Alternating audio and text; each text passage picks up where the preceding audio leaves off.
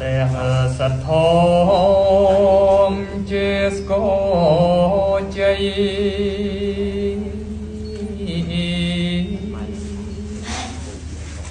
ព្រះវិន័យរៀងធំព្រះសូជាខ្សែរំព្រះអភិធម្មជាស្បែកដាំ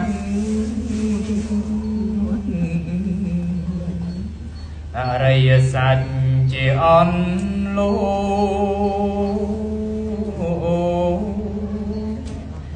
សម្រាប់ទោ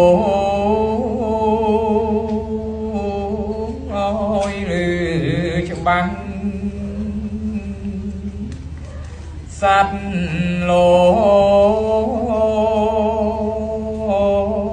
ងកងុយណាំងឬស្គរដាំងក្រោកឡើងបានហេតុនោះអីឡូវនេះ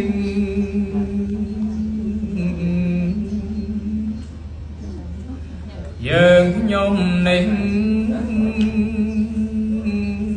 សាទរក្រៃបបិទ្ធព្រះគុណថ្លៃសូមនិមន្តប្រទេសនា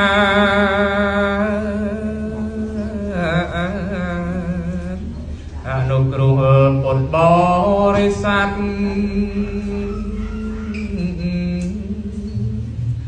ដែលជាប់ខាត់ដោយមោហាអើ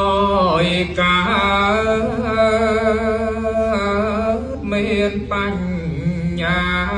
ប្រាកដនេះទីនេះ